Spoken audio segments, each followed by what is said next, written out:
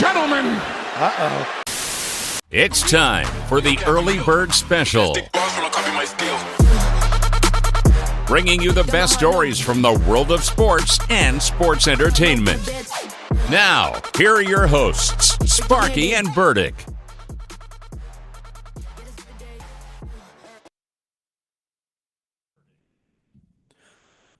Well, good Monday morning, Bakersfield and surrounding communities and everybody watching online on YouTube.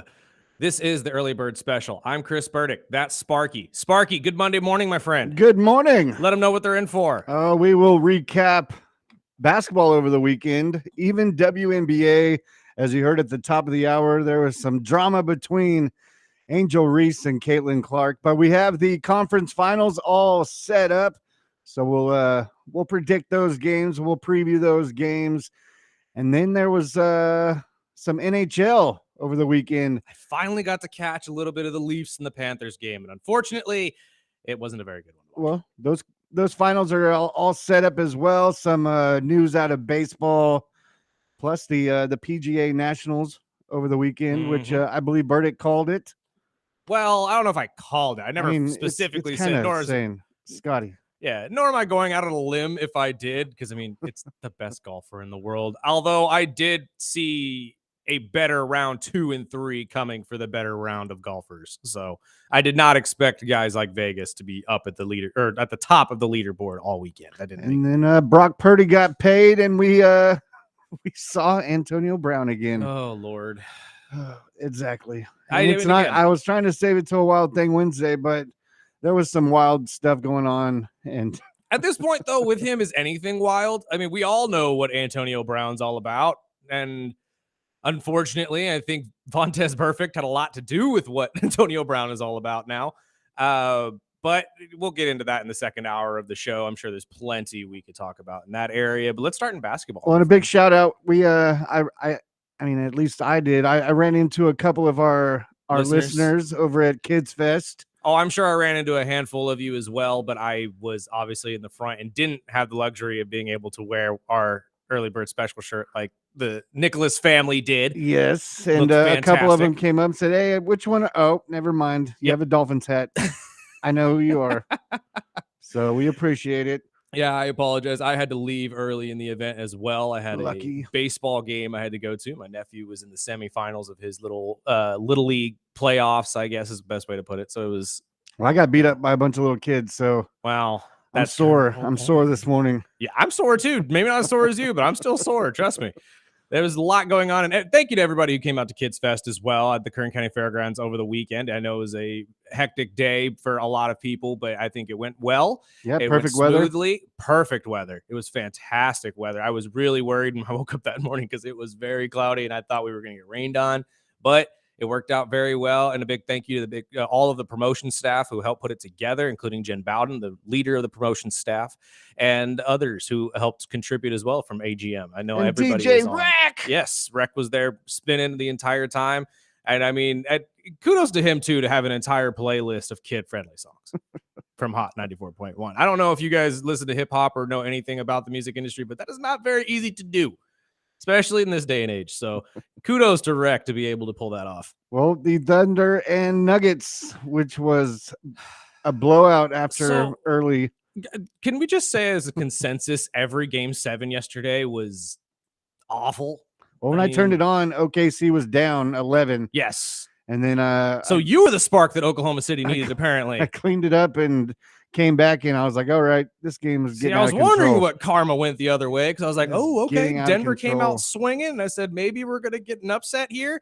But no, like Sparky just said, 11-point lead got turned around in the second quarter and they never looked back, including multiple breakaway dunks on Joker's head. Even Caruso got a dunk in there. Dude, I could not believe it. I was just like, they were running them. I understand Aaron Gordon being injured with the hamstring injury had a lot to do with it too, because he is a pivotal defender that they need on the court. And really, when you just look at the roster of the Nuggets and how they performed, it was a really rough day. It genuinely was a really, really rough day. Jamal Murray only had, I think, 13 points on 1 of 8 shooting from 3. Christian Braun was the best secondary player for them, as he has been the entire series. I want to highlight Christian Braun, I think, needs a little bit more respect on this roster, although he is a starter. So I guess you get a little bit of respect being a starter on a former championship team.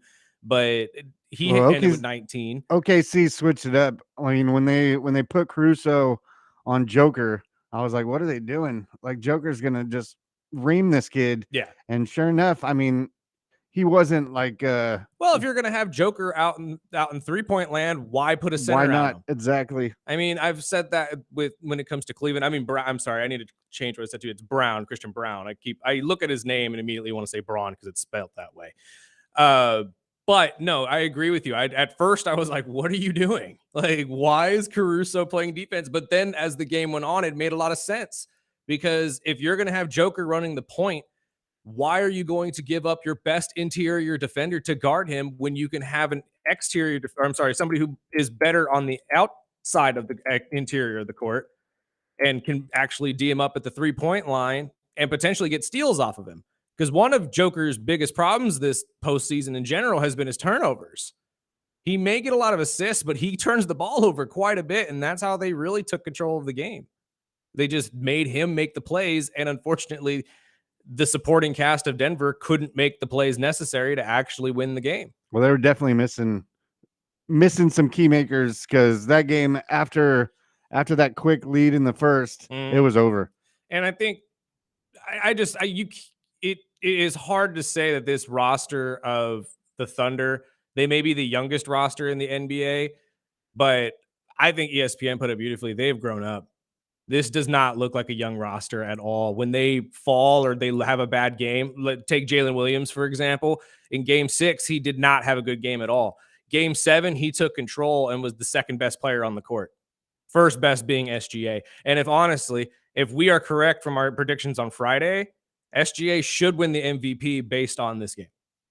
And I mean, I personally didn't think he was going to lose the MVP had he lost this game anyway, because if you look at the just accumulative success that the Thunder have had this year, it's hard to say anybody deserves that besides him. You don't think if Joker would have went out and scored 40 and led them past OKC that he would at least tinkered a couple votes? Oh, he would have taken a couple votes from him, but it still would have gone to SGA. And I mean, you have to take into account too that the MVP award, we still don't know fully if this is a full season award or if it's just a regular season award. Because if it's just a regular season award, it should go to SGA regardless. Yeah, it should have already been announced. Exactly. But since it's at the end of the year, I do agree with people with their argument that it should be a full season award. But if that's the case, then the finals MVP should be the MVP. Right. Because who else would be the MVP than the winner of the best player of the winning team? Yeah. So it really, I would expect them to announce that before game 1, which is Wednesday, I believe. So I would expect them to announce SGA as the MVP sometime probably today or tomorrow. Sometime this week, yeah. But this is a Joker after the game, just talking about, what this season meant to him.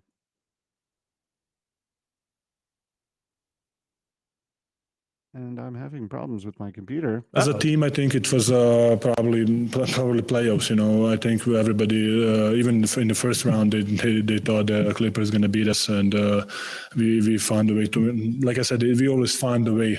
Except tonight, we found a way to win a game. We found a way to win a series, and today maybe was not the case. But in season, in global, I think that was the maybe description of this team. Like, we always find a way, and that's why I'm proud of it.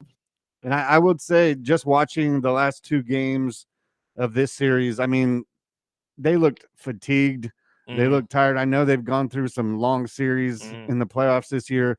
Plus, I mean, just the roller coaster of the season, that last 2 months of the NBA season, really, it just didn't look like they were ready. No, and again, inconsistencies, like I've said, but my big question for Denver now is the coaching question. Like, I don't think David Adelman's going to be your long-term coach, although I have been wrong before, obviously.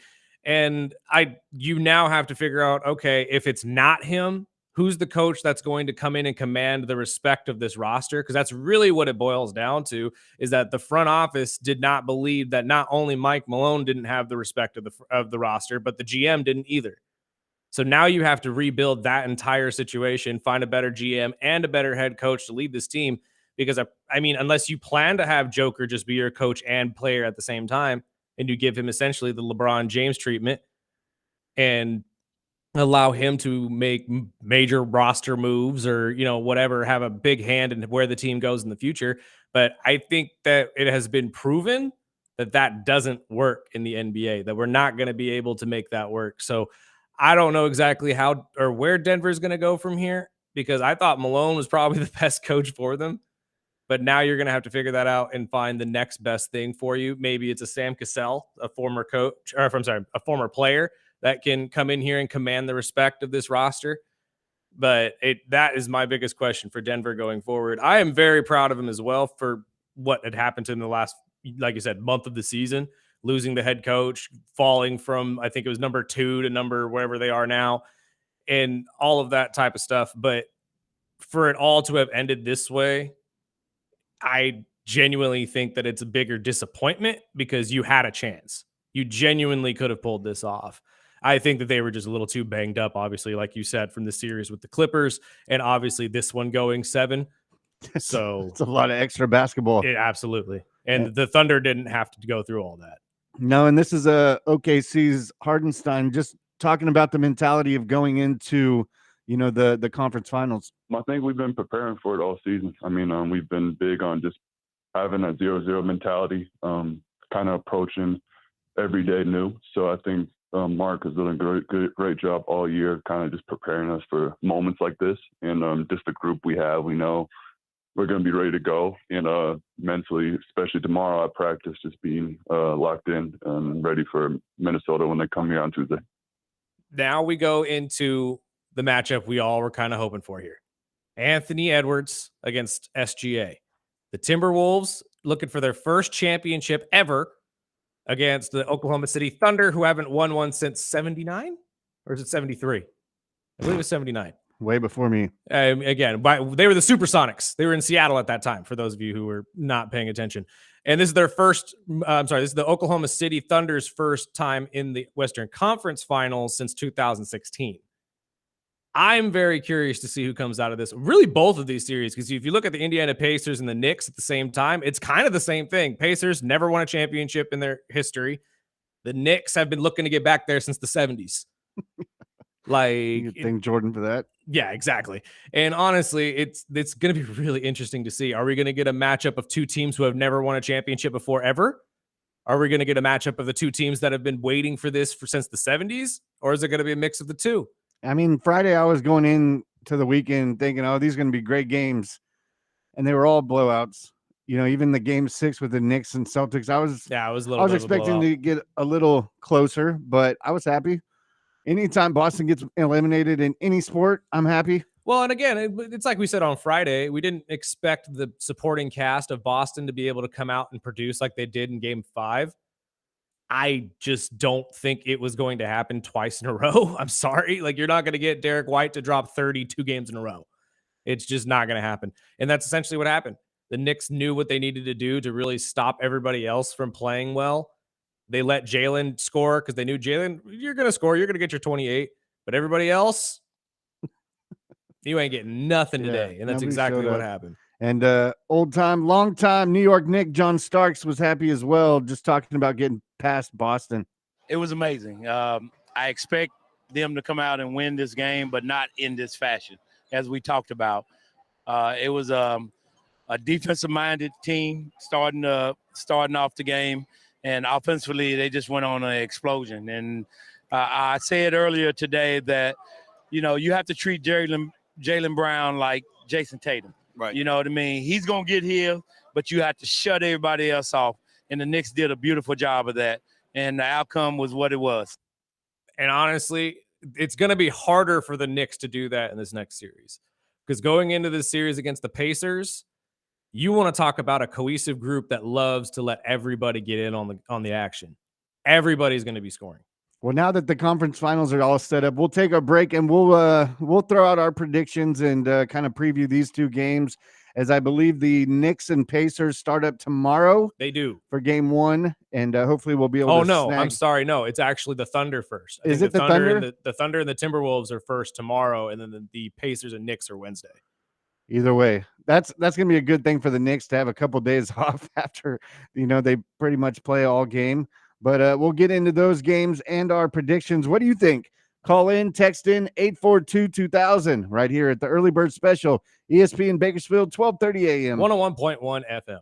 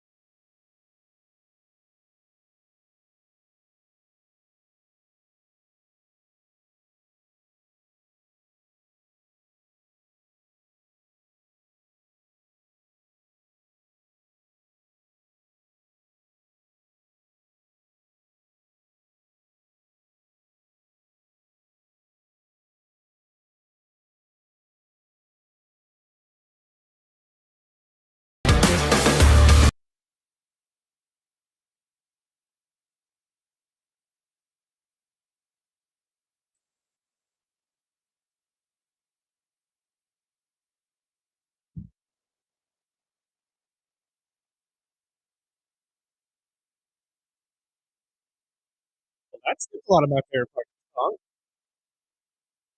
Unfortunate. This is the early bird special.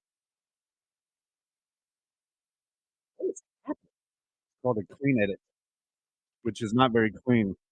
Not at all. It's like that jumped all over the place. I'm sorry. This is the early bird special. I'm Chris Burdick. That's Sparky. Real quick, before we jump out of the NBA and into the WNBA, which started over the weekend as well, we have a couple conference finals games. Mama. Well, there's plenty of drama, obviously, but let's get into our at least predictions for these next two series. First, we'll start in the West with the Thunder and the Timberwolves. The regular season series split at 2, and both of these wins for both of the teams were pretty much mirroring the opposite team as well. You had a couple 130-point wins, couple 100-point wins. It really is going to be an even series across the board, in my opinion, but it's going to come down to which star is going to show up more. And personally, I'm going to ride with Anthony Edwards. I like the way the Timberwolves look right now, and I think the supporting cast of the Timberwolves is a little bit better than what they have with the Thunder. I'd be willing to bet more on Julius Randle than I am on Jalen Williams, if that makes sense. So I'm excited to see how these guys match up against each other, but I kind of want to see the Timberwolves win this. What say you, my friend? I mean, I would like to, just because of the past of Minnesota. Not really a big Ant fan, but I'm gonna roll with OKC just because they're young. They're if anybody was gonna at least give Minnesota a series, which I think Minnesota is gonna be the favorite to take this one. So I'll go with the underdog. I think OKC, if they can keep the momentum of this last game with the blowout over Denver, I think it'll be a good series. I sure hope so. If not, Minnesota could just steamroll them and take them in 5 games. But I'm going to roll with OKC just because I think they're probably the underdog on paper. But it should be a hell of a series. It's definitely not the series we were expecting. They're actually not. Oklahoma City is a 6.5-point favorite in this game. So On paper. On paper. But I mean, again, it's hard to say that you're wrong because you're going back home to Oklahoma City. As you said, they're coming off of a win against a former championship team that beat the Timberwolves a couple years ago to get to that championship. And honestly, when you look at it, as I've said before in the past, when you have a team that's coming off of a little bit of a break and you're going against a team that's kind of still hot and is playing hot, it's going to be rough for you. So it is a better chance, I think, for the Oklahoma City Thunder to come out tomorrow to win. I still think, though, the Timberwolves are going to win the entire series. And I will go to Kendrick Perkins because he was asked pretty much the same question on really who's going to win and who's going to take the finals. I'm looking at the Minnesota Timberwolves and the way that Anthony Edwards is leading, the way that Anthony Edwards is growing right in front of our eyes as a great floor general, getting guys involved, trusting the others, and all it's doing is keeping the defense honest, right? So now all of a sudden we're seeing the Julius Randle play with a high level of confidence, some of the best basketball that he's played in his career. And it's hard to disagree. I agree with that. And that's what I'm saying is I am more willing to bet that Julius keeps up the high play than maybe a Jalen Williams or a Chet Holmgren going for 30. It's just the likelihood of it happening. And honestly, when you have both Anthony and Julius going off as they have been in the last couple of games, it's gonna be tough. They're almost impossible to beat. Yeah, they really are. So again, Oklahoma City could very well come out in game 1, pop them in the mouth and win game 1. Absolutely could agree with that. As the series, though, I got to ride with Anthony. I like what I see from the Timberwolves, at least from the last couple games. I know they were the Steph-less Warriors, don't get me wrong, but still, to win at such dominance like they did, that shows something. It'll be really tough for OKC to pull out more than one game. So that's just my underdog. Yeah. I wouldn't be surprised if Ant and them just smack them. But what we've seen in this playoff this year is the teams that have the longer rest usually come out sluggish and slow. So if OKC is going to, jump on it, they better jump on it in game 1 and get, a game off and hopefully ride that, that talent and pull a game in the beginning and hopefully pull one in Minnesota when it goes back in the 3 and 4. Honestly, you might pull both. Yeah, I could see Oklahoma City winning the first 2 games of the series. I really could. But it's really going to matter how you play going away into Minnesota. Because if Minnesota evens you up at 2 games apiece and you have to beat them 2 out of 3 times, I don't see you doing it against them. I'm sorry. But moving on to the Eastern Conference, you got the Indiana Pacers taking on the Knicks. Honestly, like I've said on Friday, we kind of saw this series coming. And now it boils down to, who do you really want to hear more? Do you want to hear Stephen A. Smith ad nauseum, or do you want to hear Pat McAfee? I have no issue against either of these teams. I'm actually kind of happy it's these two and not Boston. I didn't want to see Boston in the finals. I really was just kind of against that. And now we're going to see, for I believe the 7th year in a row, a different team win the NBA finals. So that's going to be pretty interesting to see. However, I'm going to ride with the Knicks. Woo. I like the Knicks. I'd like the way they play. And honestly, I don't think the Pacers' way of play is going to match up well against the Knicks. And here's why. Although, going against teams like Cleveland and stuff like that, who have a deep roster, and they didn't make the necessary moves and, adjustments to stop them on the run. I think the Knicks know exactly how to play the Pacers, and that's score. You don't have to, everybody knows if the Pacers stop you on defense, they're running. They're going to get down to the other side of the court way faster than you are, and they're going to get an easy basket. So the Knicks style of play is going to be this: simply, we're going to score every single time. Or Josh Hart is going to fly over, get an offensive rebound, and beat you to the ball. And honestly, that's pretty much how they beat Boston. That's pretty much how they've survived this entire playoff series. Who's the defensive mind? Yep. And making those defensive adjustments. And I think that this is the perfect team to come out and show the Pacers. You may have ran through your first 2, but you're not going to have that happen here. This is the series I've been looking forward to. And Alan Hahn in New York, this is what he had to say about the series. What they did to the Cavaliers, you can't ignore. They are a scary team. They come at you at waves. Their bench is really good. Again, McConnell, Toppin, Shepard, the guys they bring in. And then that 5 is good. And Halliburton had a bad start to the year, but he's played so good down the stretch. He's a clutch guy too. Like, he makes big shots in big moments. They've got size, obviously. Mathurin didn't play last year against the Knicks in the playoffs. He was hurt. He's a difference maker with his defense. They're going to throw all kinds of people at Jalen Brunson.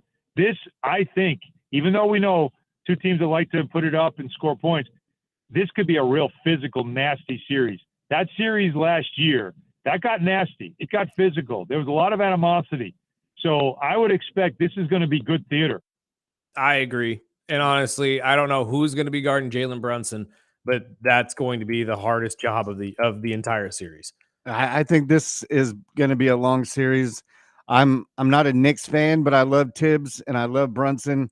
So I'm going to root for the Knicks, but I think this series is going to be a lot tougher than the Boston series, personally. I think so, too. I think the Pacers are kind of the opposite. They're not going to shoot these, 60, 73s, but I think they'll be more physical, and I think that's what plays perfectly into Tibbs' defense, and hopefully the Knicks pull it out. If I had to do my predictions, man, it would be a flip of a coin. I really think the Pacers, how they put up points, and they're a quick offensive team, and if it's going to be tough. I think the Knicks, if they're going to take it, they're going to have to slap them in the face or punch them right in the gut after game 1.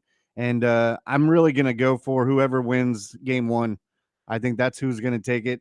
And as a Bulls fan, I don't care who wins personally, but I just want some good series. I don't want no 20, 30-point blowouts like the last games we saw.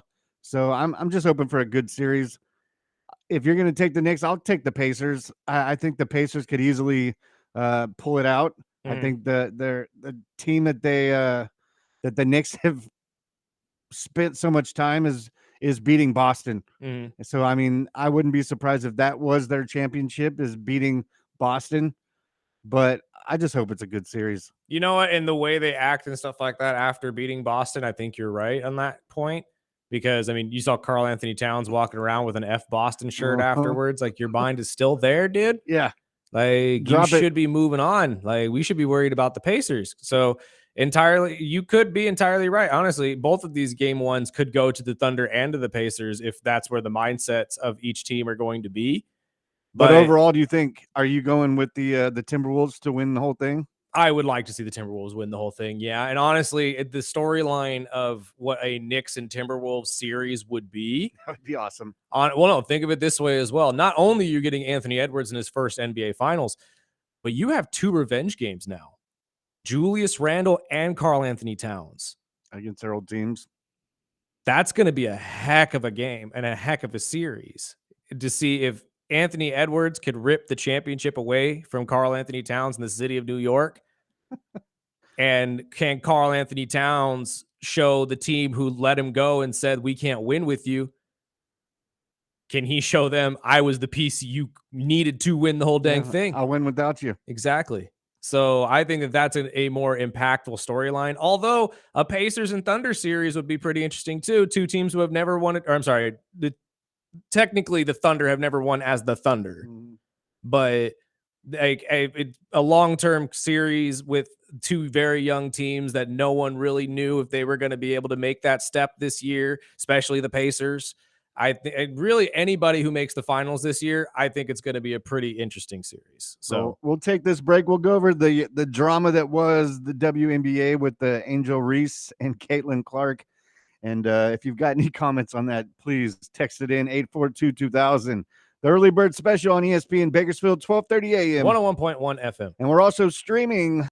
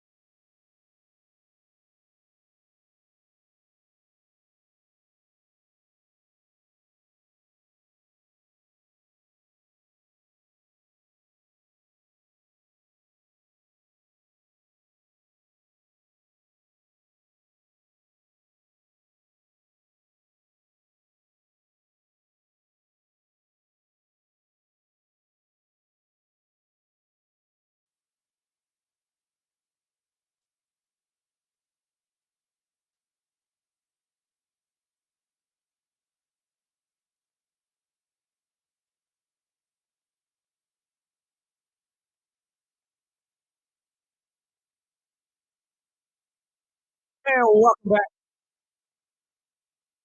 This is the early bird special. I'm Chris Burdick. That is Sparky.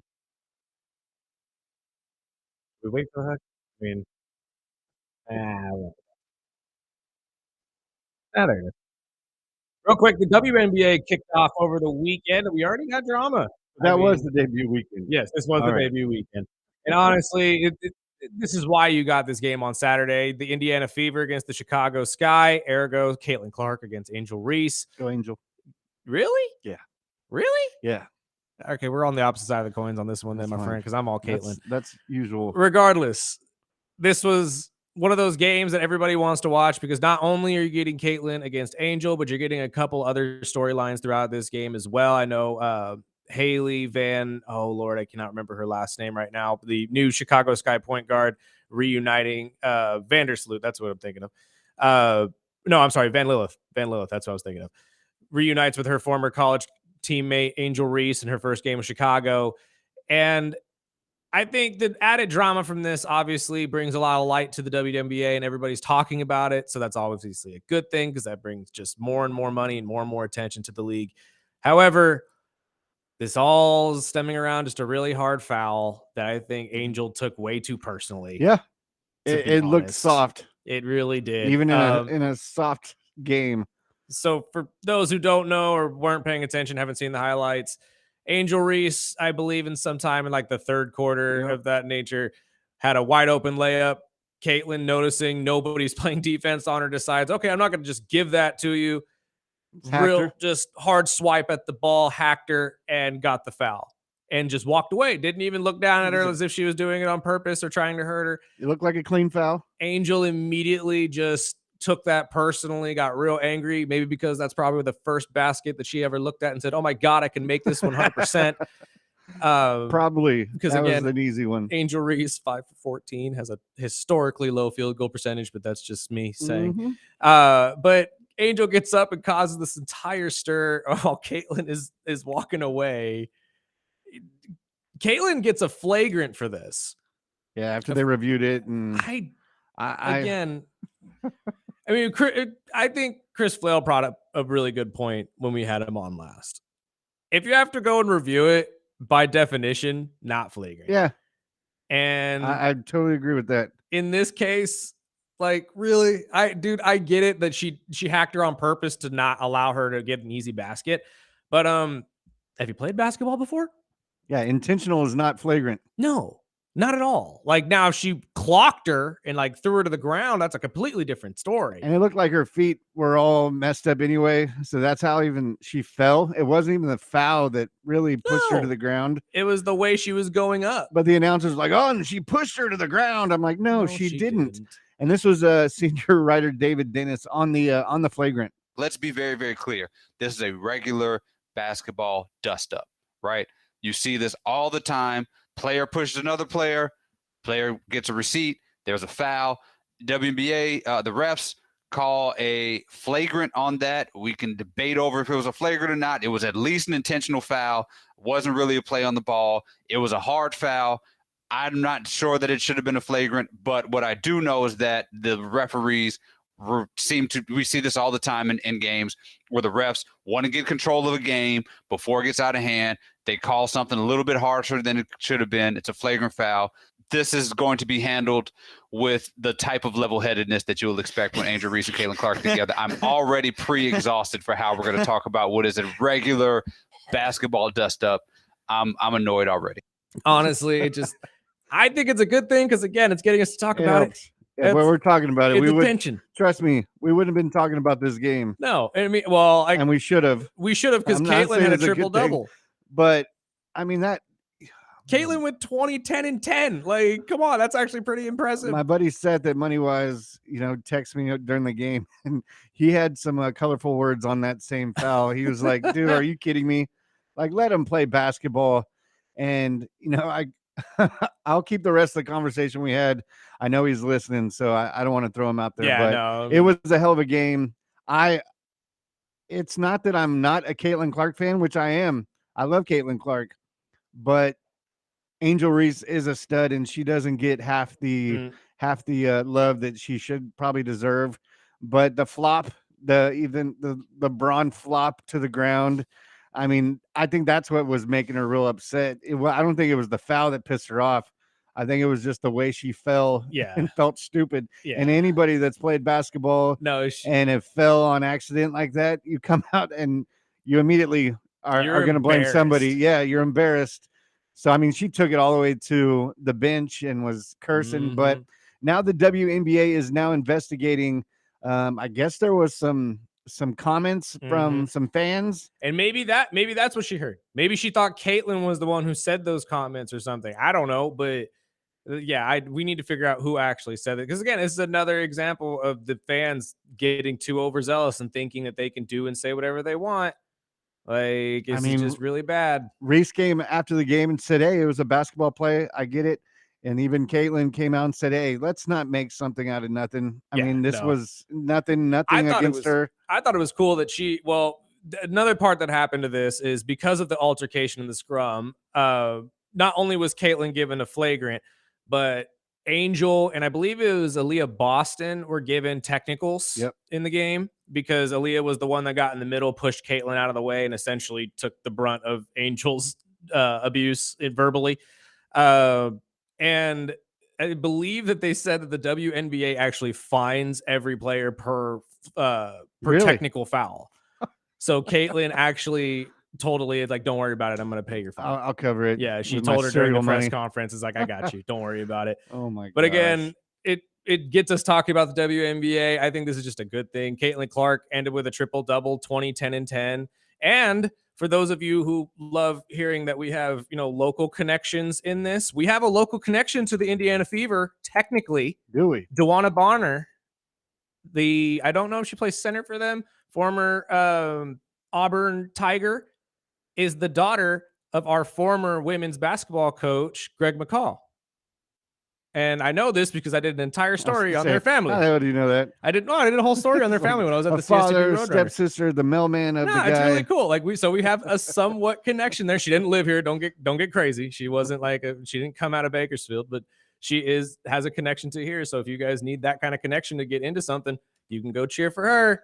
At least there was a connection. Well, before we get into to some hockey, we had some text, and feel free to text in anytime throughout the show at 661-842-2000. While we're talking our NBA predictions, one listener said it's the Knicks and Timberwolves. He would love to see that game. And then the other one said OKC versus Knicks, but sadly, I believe OKC will sweep New York and then make this the boring finals. I'm afraid that's going to happen, though. I there's a big fear in me that thinks that caller right there is right, because we've had such a good playoffs. The NBA playoffs have been red hot. It's been amazing to watch. You've had plenty of double-digit comebacks. Teams lose that shouldn't have. We have 4 teams in the final that really no one thought were going to be there, outside of maybe the Thunder. I remember when the playoffs started, we had a bunch of people saying, "Oh, it's going to be the Lakers." Yep. Other one was saying the Warriors. Nobody really had the Thunder in the Final Four. That's all I got to say. Nobody had them. Or the Knicks. If it came down to the finals and we got a 4-game sweep and it's like embarrassingly swept, oh my God. Especially if it's imagine if we got the Oklahoma City Thunder against the Pacers and the Thunder swept the Pacers. Not only would fans would livid by that, the league would be livid by that. You know how much money that they would have lose because of that? Well, and that's funny you say that, because I was doing some prep this morning, and when I'm putting stories together, I'm like, and I'll screenshot a couple just in case topics come up. But looking at which in a lot of sports, the Eastern Conference Finals, Western Conference Finals, whatever it is, usually the games before the finals are actually the better series. Oh yeah. So I wouldn't be surprised, because both these matchups are going to be great on paper. Yeah, of course. I'm hoping that they go, 6-7 games, but no, just looking at, because we talked about it at the end of last week's show on how much the prices were for game 6 with the Knicks in Boston. I mean, we're talking $7 to $10 grand for courtside, which is insane. But just for these Eastern Conference Finals, first off, the Western with OKC and Minnesota. Yeah, Minnesota. So the cheapest tickets for that series is 165, which Okay. isn't bad. Those bleeders 165. for 165. I mean, these are conference finals. It's not like just a Tuesday night Does it game. say if that's in Minnesota's ticket range or if it's Oklahoma City's ticket range? It's just the average of both of them. okay. Of both of them. So Okay, I can take for that. the Knicks and Pacers, it's $789. Good God. For the nosebleeds. So I don't know if it's because they have teams Knicks. like the Knicks have had The never. Pacers are not charging Indiana people $700 for nosebleed tickets. But No it's something way. we talked about last week. I was like, what are they doing?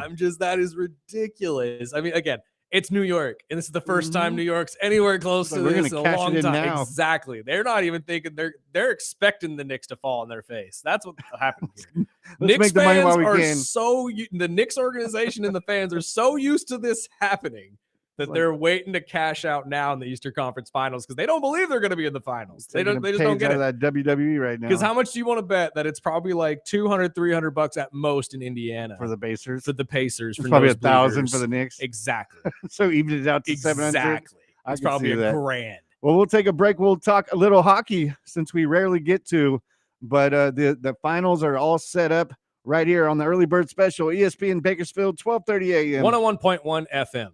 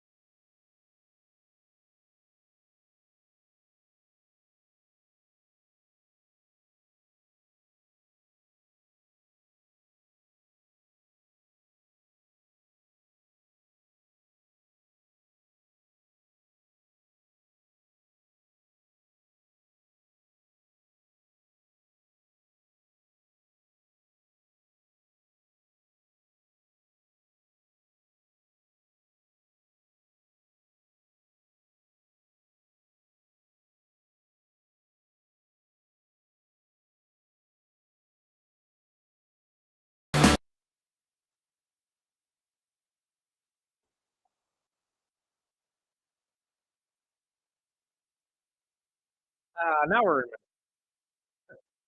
in my time zone. Okay. This is older than the other ones. I'm sorry, I didn't mean time zone, more genre Your area. genre? Time zone of the You're a hip hop guy? I didn't know that. You never know, man. You talk about Linkin Park, yeah. so I would think the metal. opposite is NWA. That's not the opposite. There's hip hop elements in Linkin Park. What's wrong with you? This is the early bird special. I'm Chris Burdick. That's Sparky. We never get to talk hockey. No, we don't. And I finally got to actually sit down and enjoy the Leafs and Panthers game. Had a And blowout. yeah, sorry, It was Leafs. ugly. Toronto, you deserve better. You genuinely do. I feel so bad watching that game. Now, I love watching Marchand play, and I love watching. I'm drawing a blank on the name of the family that I brought up the other day, but regardless, the Panthers look great. The Panthers are probably going to make it to the finals again, to the championship. I would assume they now are headed to Carolina to take on the Hurricanes, but Yeah, that starts tomorrow. right. Panthers and Hurricane. Game 1 is tomorrow at 4, followed by game 1 between the Oilers and Stars on Wednesday. When I'm watching this game and the Leafs only get 16 shots on goal in 2 periods, that's wild. Like, the defense of the Panthers just suffocated them, and they did not have any chance at all. And once it hit 3-1, I mean, I know you said you stopped watching at 4-1, right, Yeah, Spark? I turned it off at 4-1. I mean, I was about to, but I really wanted to see this to the end just in case. I was like, I've seen a lot of crazy comebacks this last couple months. Maybe we could see one from the Leafs too. No, I'm sorry. And honestly, like it is a little heartbreaking if you're a Toronto fan, because obviously you were hoping to be that team in Canada to bring the Stanley back to you since 1993. But no. You see, Marchand is the first player ever to defeat the same opponent in 5 winner-take-all games. Yep. That is insane right there. I'm going to tell you right now, I think the Panthers knew they were going to be facing the Leafs at some point in the playoffs, and that was a big indicator of them going to the Boston Bruins and saying, hey, we know you're rebuilding. You're wanting to at least, so how about shipping Marchand to us for a little bit, and we can help you out in that area, because it honestly is just going to benefit them in the long run, especially if Marchand stays there for the next couple of years. Did you see that ref? Which one? That got cracked with the yeah. stick. I mean, that's look, man. If you are a ref or a lineman in hockey, you got to be ready for this. Yes. You got to be like. Sometimes you're going to get caught in the scrum. Sometimes you're going to be in the getting pinned up against the wall. I wrong mean, spot, brother. Exactly. Get out of the way. I don't know what to tell you. So yeah, ref Chris Rooney, widely considered one of the best refs or best officials, was bloodied up and had to leave Game 7. During, I believe it was the second period, but he got on accident, obviously. And no, the play happened with 13 seconds left in the second period. So yeah, he got hit right above his eye from a stick. And dude, when he covered his eye, I was like, what happened? Because it goes so fast, but then you saw the blood starting to come out. I was like, damn, this fool. No, and honestly, dude, nobody would really think getting hit with the stick would be that big of a deal, but you have to remember they're sharp. They're gliding on ice. Like, this isn't something that's just gonna, bounce off your face. It's gonna cut you. And when you're on ice, your face is, freezing, your whole body is ice. So, I mean, as soon as it got cracked, I mean, I thought, man, I wonder how often this happens, because I know to referees, not often. Yeah, because I mean, I've gone to probably hundreds of hockey games just from the Condors or the Fog, and I've never seen anything like that. That was just I mean, it was entertaining, but I just felt bad. I was like, is this guy going to be all right? No, I think again, you got to be tough SOB to be anywhere like involved in hockey, either a player, referee, coach, doesn't matter. You got to be a tough son of a gun to be part of a hockey organization. And honestly, I think he's fine. I don't think this happens. He just said he had some stitches. He was fine. This doesn't happen very often to referees, I wouldn't say. I think a referee probably takes a puck more often than a stick, like from a slap shot. You know what I mean? So I just think it was a freak accident. But again, wrong place, wrong time. Get the heck out of the way, dude. I don't know what you're doing. I also saw Drake lost $1 million on the game. He put $1 million at down this on the point Maple right Leafs. now. Look, man, if you follow Drake's betting prowess, you're gonna lose about as much money as Ralph Bailey. we want to That's when talk you gotta about a get Bull mush. Brady. You want to talk about a mush. Drake has an entire curse based around him. Uh-huh. And I know he's from Toronto, so that's why he bet on the Toronto Maple Leafs. Totally understand that. But Drake, at some point, you got to realize, my brother, the Raptors was a fluke. And I don't mean that in the sense of the team was a fluke. I mean in the sense of you betting on them and winning was a fluke. Stop betting on these teams and allow Toronto to actually win something, please. Yeah, that said Get out of the way. Drake has brought bad juju to All over. most sports betting. Most sporting teams. And If then he he's came out on Instagram or on Twitter and blamed Bieber on it. UConn, I mean, oh yeah, you can blame Bieber too. I'm sure he talked him into it. Yeah. Right. Because anybody needs to talk you into betting on Toronto. Stop it. But honestly, it's going to be interesting to see. Other side of this too, Western Conference, before we get out of here, you got your Oilers taking on the Stars. Sparky and I are leaning on the Oilers because the Condors connection. Go Oilers. Go Oilers, baby, and potentially be the first Canadian team to take Stanley since 93. Just saying. It's possible still if you're a Canadian fan or a Canadian in general.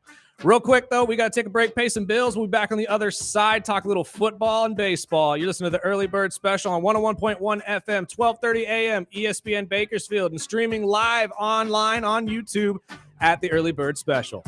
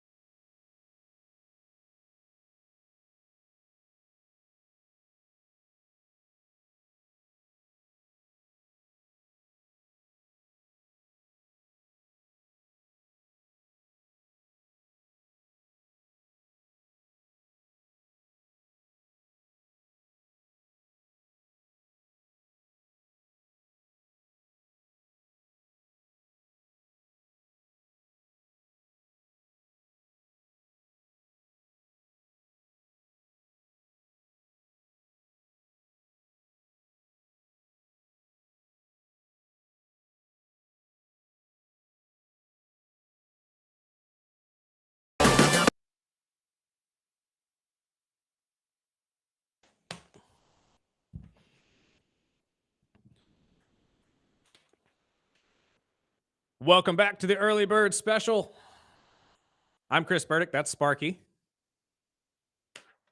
And we're going to go into the baseball world first, right? Isn't that what we wanted to do? Sure. I mean, there's plenty to talk about, I mean, unfortunately. the Phillies are in the news. Oh, don't get me started. So, well, for good and bad reasons, I guess, right? Again, looking back on this entire weekend, it's self-deprecating. Let's start with that one. Jose Alvarado, the key reliever in the Phillies rotation, has been popped for an 80-game suspension for PED use. And again, for those of you who are saying, "Oh, cheater," calm down. It's not what you think. It was found in a weight loss drug that apparently he was taking during the offseason. Jose has struggled with his weight his entire career.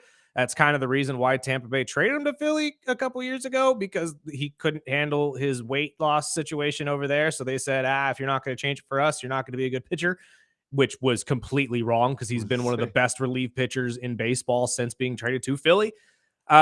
He still, though, is trying to manage his weight and trying to get it down. And like everybody else that's using Ozempic and all this other stuff, there's, fast ways to do that now. And the route that he decided to take had a banned substance in it that was a form of testosterone that's just illegal in general. It stimulates metabolism, obviously. He apparently they are not sure when the negative test happened, or I'm sorry, that the test happened that he came up positive. And then he took a couple other ones where he came up negative. So it technically is out of his system already, I would understand, but he already got popped for it. There's an 80-game suspension on it. And now, which this is what I really like about the way the MLB is cracking down on this, they are no longer allowed to play in the postseason. Anybody who gets popped for any kind of PED use during the season is no longer eligible to play in the postseason. I like that. Unfortunately for Philly, just the wrong team. Yeah, it's just not going to work out for you. But for you Philly fans, at least for me, there's some light at the end of this tunnel because they called up number 1 pitching prospect this weekend, Mick Abel, who started against Paul Skeens in the Pittsburgh Pirates in Game 3 of this series, in which Philly won 1-0, and Mick looked really, really, really good. 6 innings, and he had 9 Ks, only allowed 5 hits, no runs. That's pretty dang good for a team that needs pitching help right now, because Philly has the bats, but they've always needed the arms to get them over the top. And losing Jose Alvarado is not going to help that, obviously. And now you're going to be looking very, very intently on finding some sort of relief pitcher at least close to the trade deadline. That's what I was going to ask. Is that you think opens the door for? You have to. You have to. Now it's non-negotiable, especially if Jose can't play in the playoffs. Like, I'm sure you could appeal. I don't know if the appeal has anything to do with the decision of playing in the postseason, but it really, like, there's no like question about it. You have to go get some sort of dominant reliever to have something to back you up now. So with the 80-game suspension, come back for what, 20, 30 games? Roughly 30, 40 games at the most. Yeah. And it just really sucks for him. He was off to a great start, 2.7 ERA. I think at 25 Ks, 4 walks and 20 innings. Like, he was looking really, really good this season. And this is just going to be a really bad blemish on his career, much like many others. Especially going forward, because now everybody just hears PEDs. They don't really care which one it is. They don't care how it affects your body or what you did, or if it built your muscle, or if it just made you lose weight. They really don't give a dang. Now you're a PED user, and it's just gonna, especially going into the final year of his contract with the team as well. Now, big question is, are you worth keeping?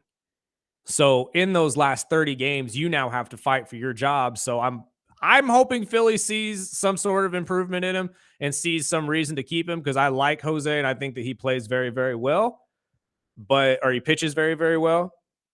But it's really hard to back a guy who obviously just got popped with an 80-game suspension. It's hard to back that. Just crazy for 80 games for a diet pill again. And that's really what the dumb part of it is, right? Like, when you really boil it down, he didn't take a steroid. He wasn't trying to cheat. It was a weight loss drug. He's trying to cheat the weight. Yeah, exactly. I mean, at this point, you might as well just shot yourself up with Ozempic. But I'm sure there's something in Ozempic that's probably illegal in the MLB as well. I'm sure. So it's just, and that's the other thing too. From what I understand, a lot of these players, when they have to get any type of drug in terms of like medical situations or prescriptions, they usually have to get it okayed through the team and through the league. So if that is so the case, why wasn't it okay through the team? Why wasn't this looked over and found if there was any illegal substance? Why wasn't it approved before you started taking it? Exactly. So it's like there had to have been some sort of miscommunication in that area as well. But again, there's also instances here that say that the head of baseball operations for Philly has said that he's tested negative in the last couple tests, but just one in the previous couple months apparently came up positive. So they popped him for it. And that's the sad part about this. But well, we'll keep you updated, because I'm sure there'll be some moves, and hopefully, I mean, for Phillies fans, that they'll retract part of the suspension or something. I would think that they're going to appeal at least the games. I was going to say, what if they cut it in half? He still can't play in the playoffs, right? No, but see, that's the thing. I don't know if you can appeal that part of it. Because if I'm Philly, I'm appealing that part. I'm like, hey, granted, sure, he'll take the 80 games, but is there anything we can do to get him back into the playoffs? But they probably lose that appeal, to be honest with you, because that's really the teeth of this suspension is the fact that they can't play in the playoffs. And it's in the list of banned substances. But for Dodger fans, Clayton Kershaw returned to the lineup Saturday. He pitched 4 innings, gave up 5 hits, 5 runs, and 2 strikeouts.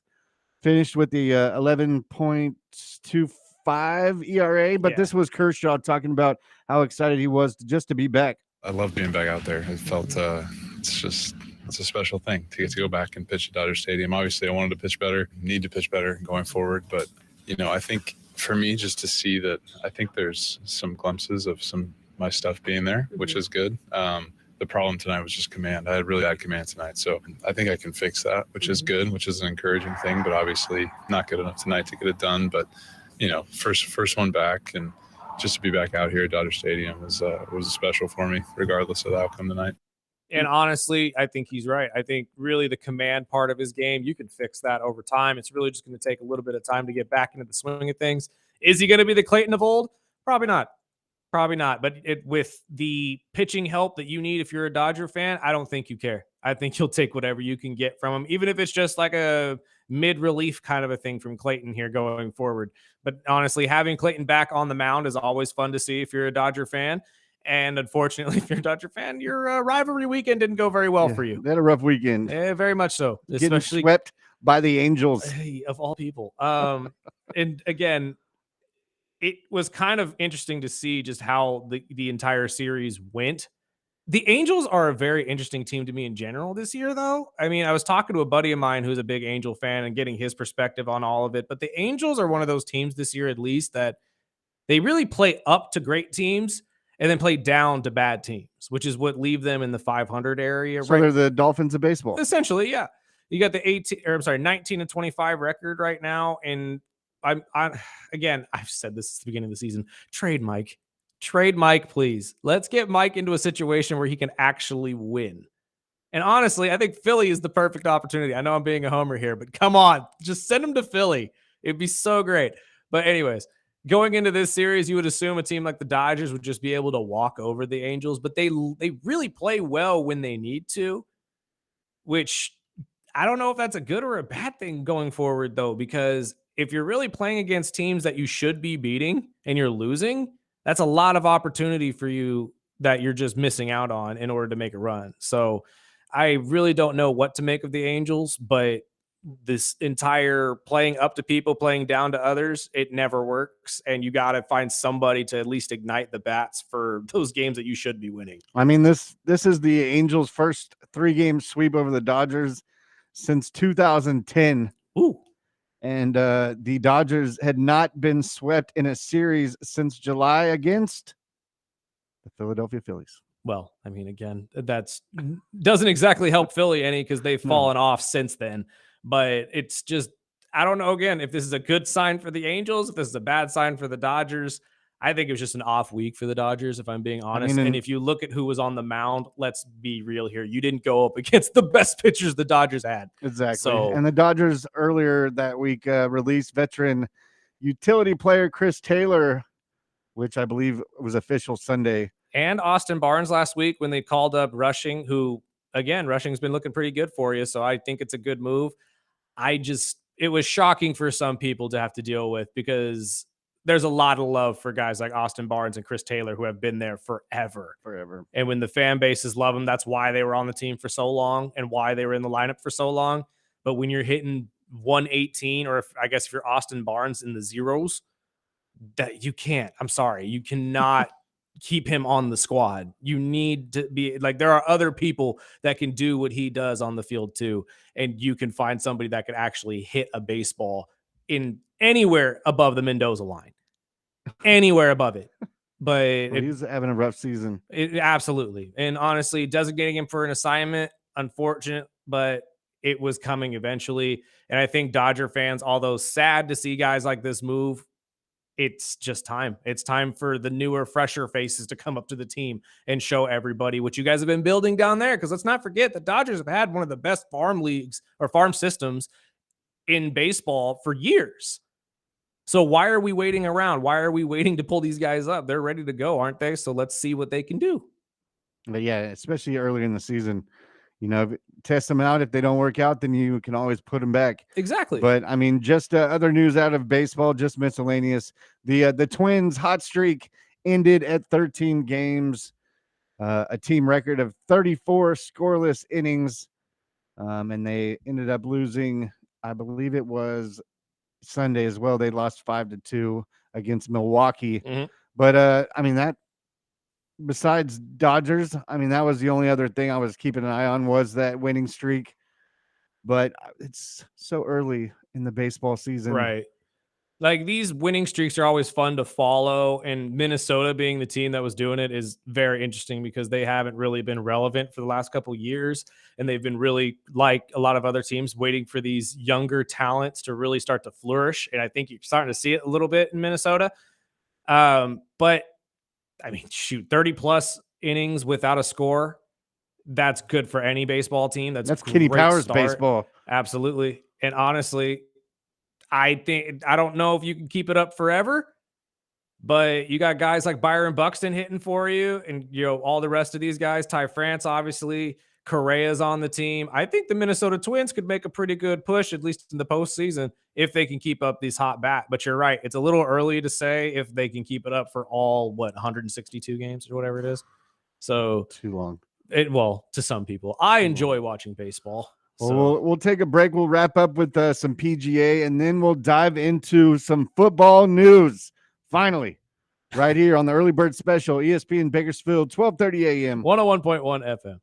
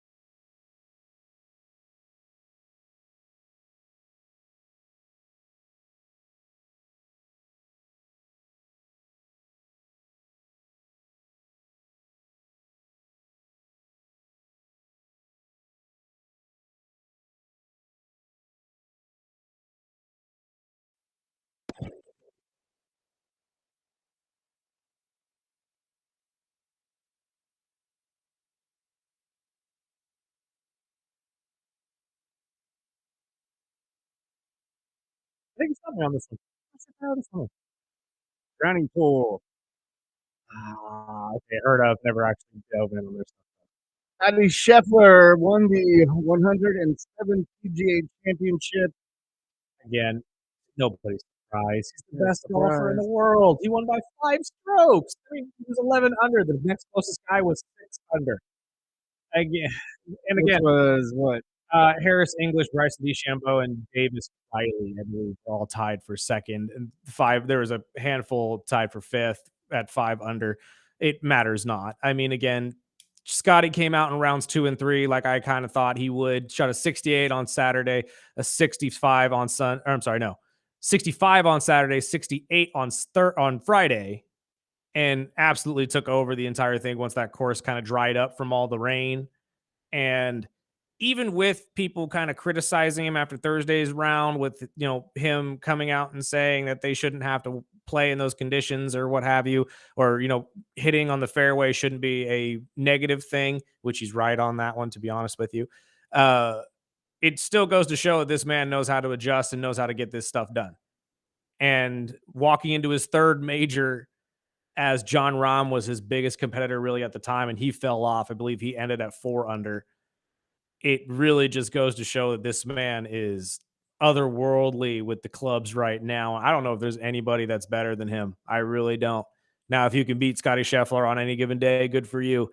But the closest guy that I keep seeing up at these leaderboards that I'm waiting to see him finally take this step is Bryson DeChambeau. I was going to say. It's always Bryson. And honestly, he's always in the top there. It kind of bugs me because he reminds me a lot of what Ricky Fowler was like when he was younger, when he first came on the tour. Because Ricky, that's why I was such a big Ricky Fowler fan, because he had so much charisma. Like, he was winning a lot of these smaller tournaments and he made a name for himself. Then he would get into the majors and completely fall off and completely just go out of nowhere. Now, I'm not saying that's what Bryson does, because Bryson usually is in the competition for most of these, but when is he finally going to take that step up and be that rival to Scotty Scheffler that I think everybody's hoping that he can be, or maybe a Rory McIlroy or John Rahm? Somebody needs to come up and actually put up a fight against Scotty Scheffler. And he won it 1 year after his controversial arrest in the 2023 PGA Championship. Okay, but that was, I wouldn't even call that an arrest. Like, we're saying it's an arrest makes it sound like he did something wrong. Tank. All he did was try to get on the course. He was a player. And they had cops like breaking. For those of you who don't remember what went down last year, there was an entire, I think it was a car accident or something that was outside of the course that they were playing up entrance. Yes. And Scotty, not realizing what was going on, he thought he could just go around the police barricade and get in there because he needed to go practice and get ready for the tournament. Was then approached by police and really like viciously grabbed out of his car for even trying. Tyreek style. Yeah, as if he was just destroying something. Like, it was really bad, honestly. And it really looked bad on the cop than anything, because I get it, you don't know who he is. I'm not saying you should know who he is, but that kind of reaction for something like that is ridiculous. And that led to Scotty being held in the holding tank and everybody saying, "Oh Lord, Scotty Scheffler, the best golfer in the world, is in prison right now, right before the PGA Championship, and he may not even be able to make it to the entire thing." He ended up making it. He ended up playing that entire thing. Saying he got arrested makes it sound like he actually did something, like he was charged with something. He wasn't. It was a big misunderstanding, and honestly, a huge overreaction by police. Well, and that's people what the like media's that. for. Absolutely. And Scheffler now joins elite company with his third major win, becoming only the third golfer since World War II to win 15 PGA Tour events and 3 majors before the age of 29, alongside Jack Nicklaus and Tiger Woods. And again, historic company to be a part of. It's really hard to say that this guy isn't the best golfer in the world, and it doesn't deserve to be.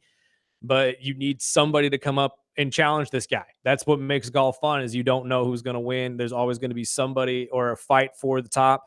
And with Scotty Scheffler dominating as much as he does, it's great for him. Don't get me wrong. He's winning a lot of money. but you need some sort of competition so people actually want to come in and check out what's going to happen in each of these tournaments. And you can text into the show anytime to 661-842-2000. Our next text says, nice win by Scotty.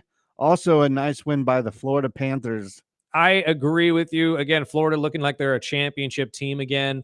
I really like what I saw of them in Game 7. Not what I saw from the Toronto Blues at all.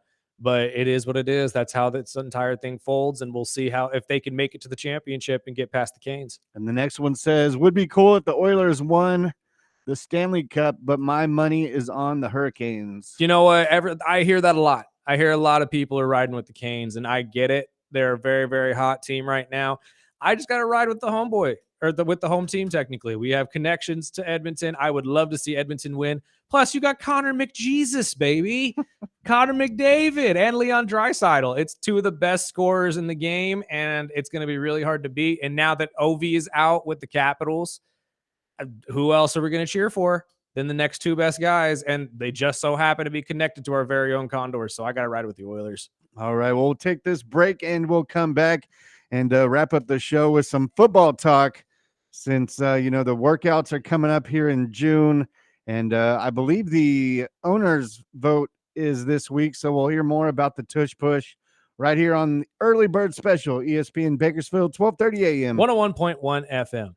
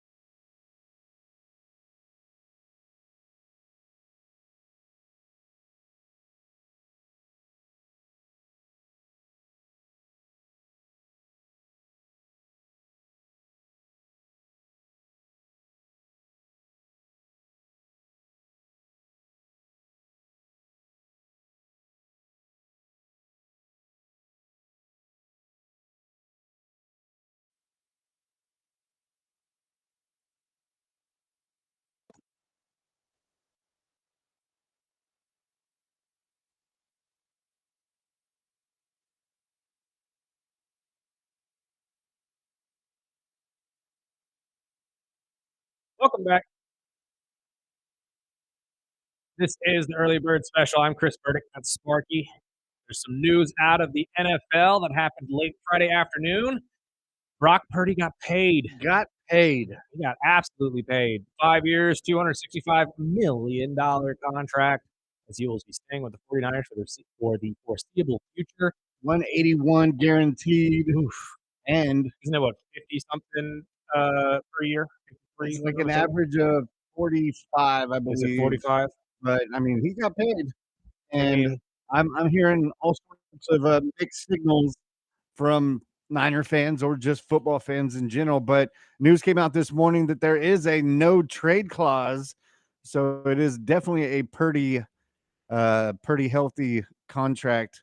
I mean, not only did he get paid, but I mean, a couple years ago he was named as Mr. Irrelevant, and I mean that's probably the Mr. Irrelevant got paid is what I'll say. Oh yeah, absolutely got paid. And I am reading here that it's an annual salary of $53 million a year. Overpaid. You think? Overpaid. I'm sorry. I'm not gonna I know Niner fans are thinking the same thing as me. Don't come out here and say you're not. I know there's only one 49er fan right now that might be listening that's going to call us and say this is a good contract, and that's 49er Larry. And that's not a good 49er fan to be following. I'm telling you right now. Look, I know quarterbacks need to get paid. I realize that nobody is saying that Brock Purdy is not worth this money. He was 7th in QBR last year and honestly led the Niners to, I believe, the 4th best offense in the league. So it's somewhat warranted. I get it. You've been to a Super Bowl. But here's the thing. I think that a lot of quarterbacks really need to start learning. Breaking the bank and breaking contract histories is great on paper. It's only good for you. Yeah. You're not helping anybody else, dude. You're not going to help your team make this money. Now, granted, yes, the cap salaries may be going up a little bit at a time for teams, but this isn't going to help you if you're the 49ers. You still need wide receiver help. You still need to figure out your offensive line situation. And news out of Frisco this morning is Fred Warner is next. It looks like they're close to an extension with him as well. Thank God, because that's your entire defense right there. And our buddy Olivia that came into the show a couple weeks ago that's doing the Gear Up for Greatness. What is it? Not a donation, but sponsorship. Yeah, where you can donate, football gear. She was out this weekend hanging out with Fred Warner at his football camp in Fresno. And, beat writer Matt Jones had this to say on the Purdy contract. I'm going to make a prediction. Save this audio, and you can use it in 5 years. You'll never win a Super Bowl or make a Super Bowl with Brock Purdy at $60 million a year.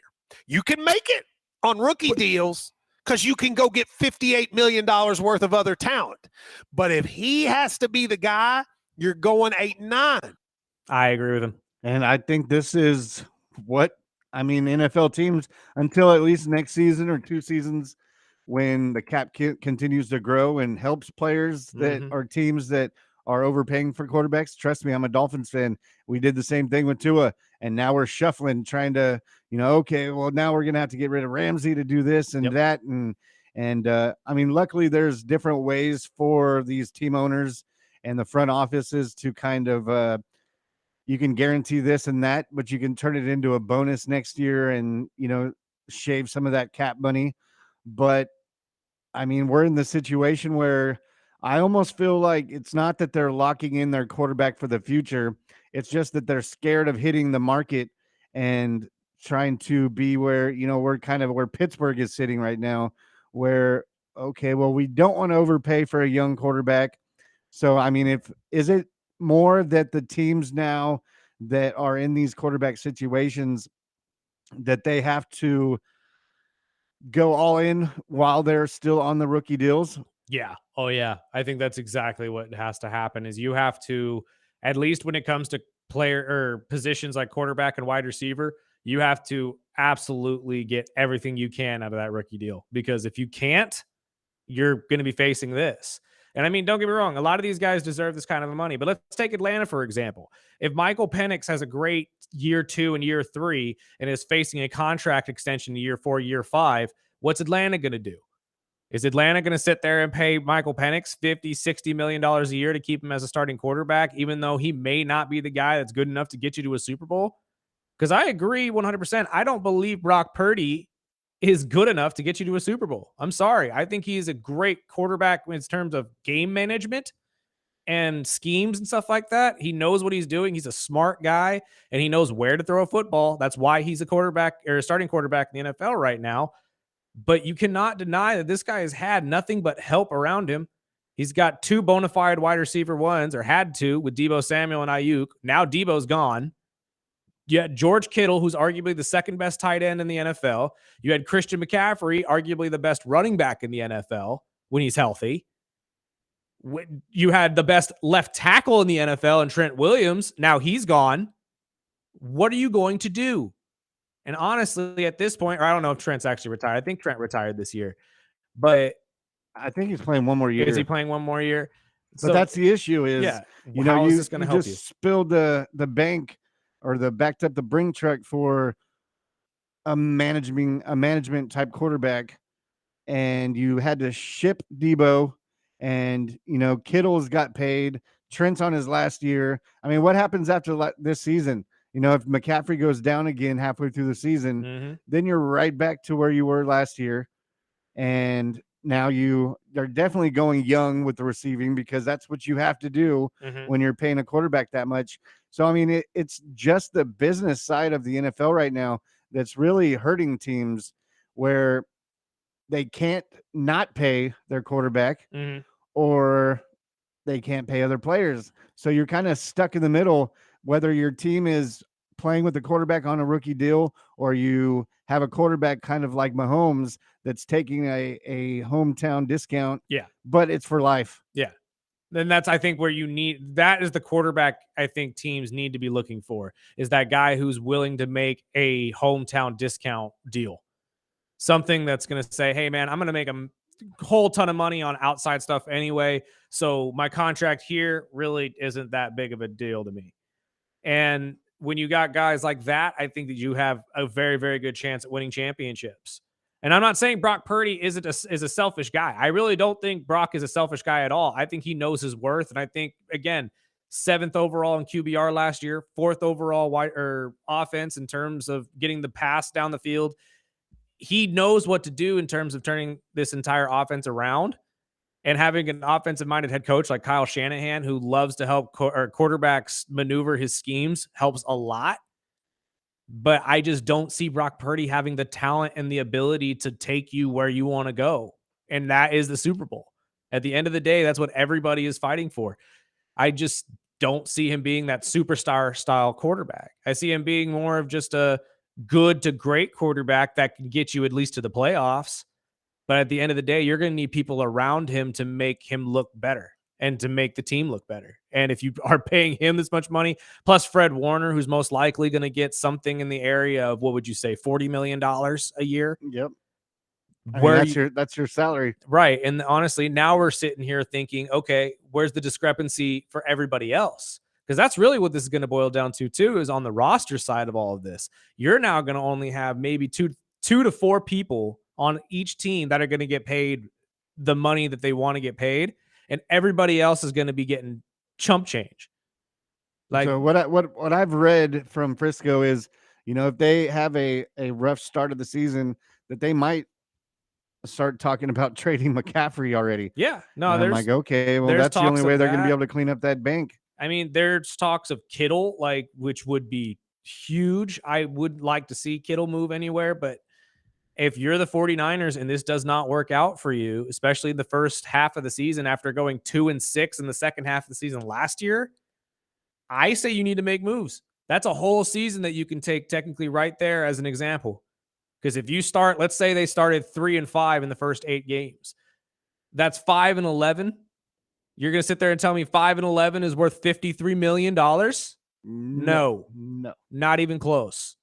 So I think that this is really evaluation time for the 49ers. You're backing, you put the money behind the guy you believe is the guy that's going to take you there, because you didn't want to give Deebo that money. You didn't want to give Brandon Ayuk that money. So you are putting all of the money into the pot of Brock Purdy. in belief that Brock is the guy that's going to get you there. Good luck. Yeah, you're going to need some help. I say good luck, because I have yet to see a single season where Brock Purdy has led you anywhere without help. Sorry. I mean, 2-6 last year was all I needed to see. That's really any quarterback. I think $53 million is just a lot of money, and it's Honestly, only going to continue to grow. Had he had gotten like 45, I think that would have been perfect. I think 45, mid 40s, maybe high 40s. I think that's a good amount of money for Brock Purdy. Anywhere in the 50s and above, nah, you ain't worth that money, big guy. And news out of Pittsburgh is they're expecting Aaron Rodgers to confirm and lock in his deal before the end of the month, as June workouts are coming right around the corner. And news out of his camp is they expect him to lock in the next week or so. We'll see. We've been saying that. We've been saying it, but they say now. until the end of May is when they lock it in, as the mandatory session comes up in the beginning of June. So we'll see. Hopefully we do, just because I'm sick and tired of hearing. Oh, you're his gonna hear name. no. See, this isn't even the end of it, Sparky. Now we get the how is Aaron going to fix the Steelers? How is Aaron going to take the Steelers to the Super Bowl again? How is Aaron going to be the next quarterback for the Steelers to do it since Ben Roethlisberger? No, it's all going to be. We are just starting on this train, especially if he stays. And former All-Pro safety Jamal Adams expressed some interest over the weekend in returning and playing for the Jets this season. He said he wants to come back and he wants to clean up what he had said was a bad exit. He said it would be a dream come true to come and play for the Jets with Glenn. No, I think that a lot of teams really don't want to pay Jamal. No. And I think now he's sitting there thinking, well, the only team that could probably take me back is my former one. So I'm going to call the Jets. Yeah. Take me back, please. Take me back. No, I think his play in Seattle really put a sour taste in a lot of people's mouths. Because remember, he was one of the best safeties in the league when he was with the Jets. And when he had that entire outburst that led to him demanding to leave New York, demanding a trade, getting sent to Seattle, and then saying, oh, Seattle's the place for me. This is the best. Like, this is so much better than New York, blah, blah, blah. And all he said about both organizations. Having to backtrack on it now, bud. Like, all it shows me is that no one called you. Yep. And going back to Warner, it still says he has 2 seasons left on his 5-year deal, which was a $95 million contract. He has a $29.2 million salary cap for this season.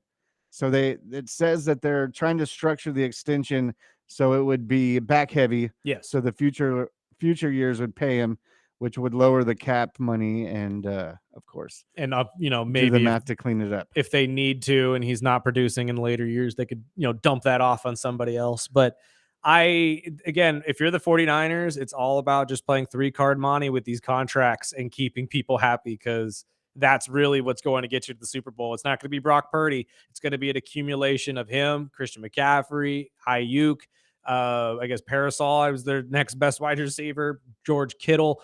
I really don't know exactly where you're going to go with all of this stuff. But if you're the 49ers, or at least a 49er fan, I hope you're happy with this selection. If you're not, feel free to text in. Let us know what you think. 661-842-2000. I'd love to hear from a couple others. My entire family are Niner fans, so they've been telling me all about it all weekend.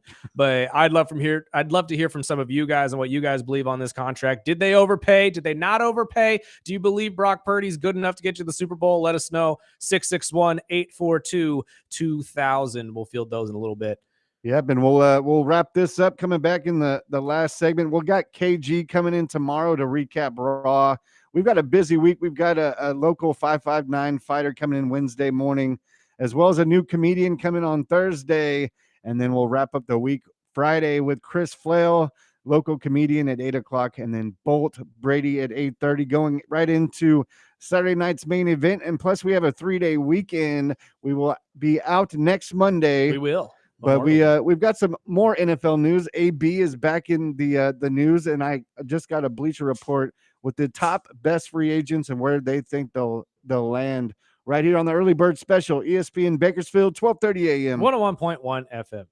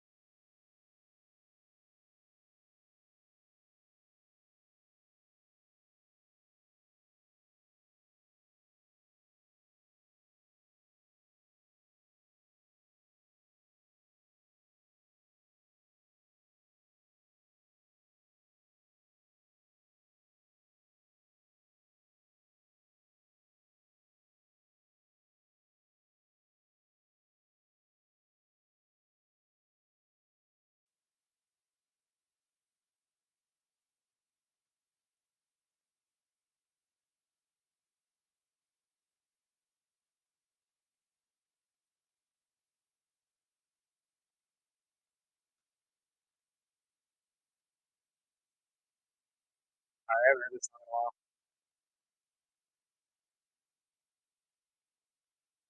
Guilty by association. That was perfect. Antonio Brown back in the news. I can't with this dude. Go ahead, tell him what Well, happened. he was involved in an altercation at a boxing event out in Miami over the weekend. And Leave the boxing in the ring, Antonio. I mean, if you watch the video, I kind of feel bad for the dude because Really? it looked like he got jumped by 3 or 4 people trying to steal his chain. And I mean, he's still quick. I mean, because he bounced off that guy, kicked another dude that was trying to tackle him, and so the story was all over the place because the first headline is that I read was AB's shooting up at a boxing event. It's exactly what And I'm I like, heard. what the Yeah. hell is he doing now? I had heard that he was the one that started the altercation and all this other stuff. But like you said, once you watch the video, you really kind of see that it may be the other way around this time. But unfortunately, because of Antonio's past and his questionable moves, the last couple of weeks, he's still been in the headlines because Yeah. he's been taking shots at, some former players. His former buddy Tom Brady was taking shots at, and it was just a circus like usual with Antonio Brown. But this Naturally. time, I don't think I don't know all the facts, but going by the video and good old TMZ, it didn't look like he had started it. But he is it's back in his court because he said he was still considering pressing charges on the individuals that jumped him, but nobody was really seriously injured. right? But I mean, still, I wouldn't blame him for taking action because obviously this type of stuff isn't cool, and we shouldn't just like turn a cheek to it. But still, I kind of need to go back to what we pointed out in the beginning. Media ran with this as if it was Antonio starting all this up again. And I can't with this dude. Don't get me wrong. I No. hate seeing him out here in the world talking ill of Tom Brady and other guys like Cam Newton and all, whoever he's talking about. Doesn't matter. It's so dumb to me that you're still talking.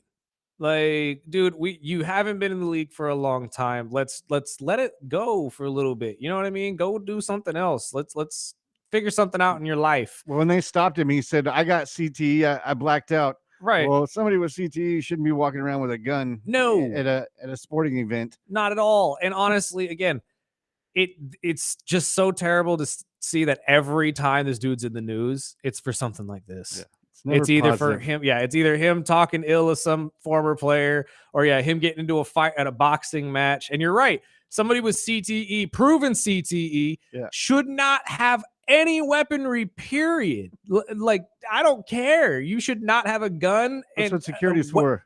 That's my other question. Where's your security at? You got plenty of money. Go pay somebody to cover you. Come on, dude. If you're going to leave the house with all those chains on. Yes. And again, especially in the world we live in today, these pro athletes are getting their houses targeted and broken into on a regular when they're not home. You really think they're going to just sit there and look at a guy who's retired and say, I'm going to let you keep those? No, they're not. Everybody walks up to every UFC fighter and wants to fight them just because they're a UFC fighter and they want to prove something to themselves. You don't think that people will walk up to NFL players and snatch the chain right off their neck? Yeah, if I remember, let me try to ask that MMA fighter we come in on Wednesday. So you have ever people like just because you're a fighter? Yeah, they'll just wanna say like, pick I fights want to with pick you? fights with you. Uh-huh. Yeah. Honestly, that's entirely possible, dude. That's the one thing about combat sports I think would be the most annoying is the fans, although like very devout and very knowledgeable in the sport itself, the amount of people that would walk up to you, like imagine Chuck Liddell at a bar.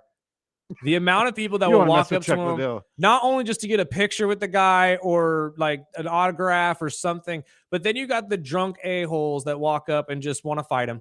Oh, what was the comedian that was in the news last week?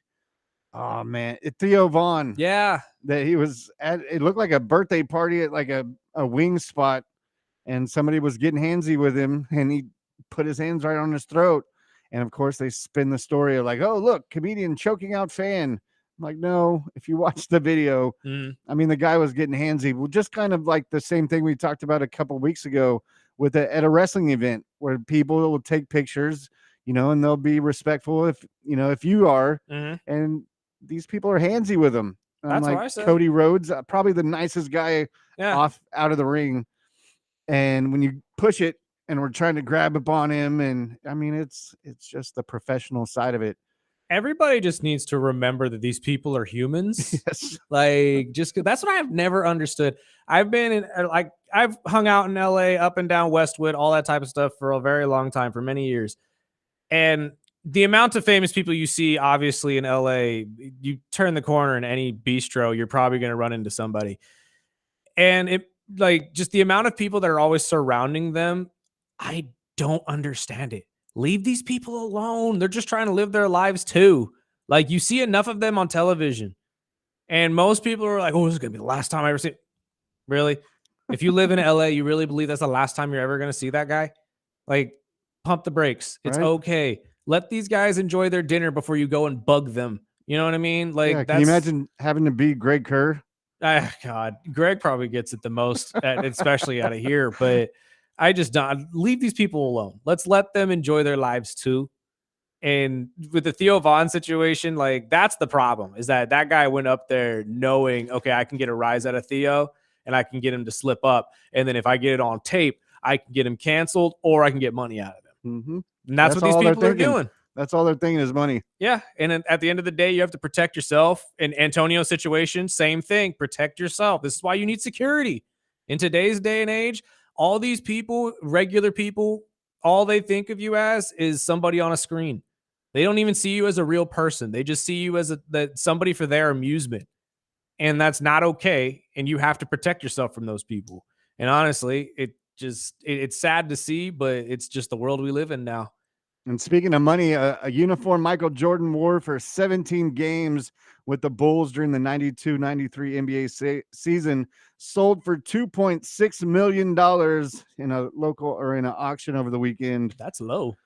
Yeah. I thought that'd be higher. 2.6? $2.6 million. I mean, again, me saying $2.6 million is a low figure. I've never seen anything over a couple thousand. But regardless, it's like $2.6 million for something that Michael wore in game. I thought that'd be a much higher number. It was just a regular season game, but Mike wore it. It was a jersey he wore on a Sports Illustrated cover, so I figured it would go for more than that. There you go. I mean, yeah, that alone should. Well, how do you actually verify that though? They have the they actually have the verifications. GSA, yeah. Oh, okay.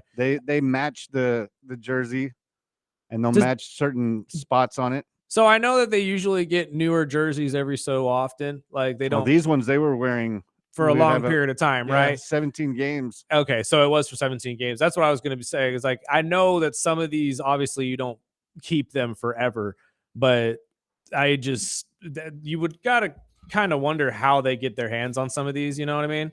Like, auctions most likely, but how many jerseys do you think that he gave away over his carear? And all of them going for 2.6 mil. They swap jerseys and.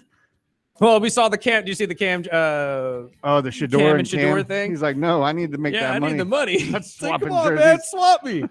That would have been funny. Honestly, that was hilarious. I think that was great. But honestly, Shador should have taken it. You probably would have got more money for Cam's jersey than yours. Exactly what I was thinking. Sorry, bud, but it is what it is.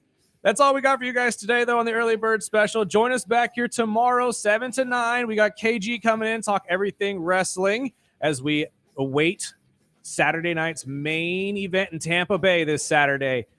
But once again, join us back here, 7 to 9 a.m. This is the Early Bird Special on ESPN Bakersfield. Here comes Rich Eisen. Sparky, let's get out of here.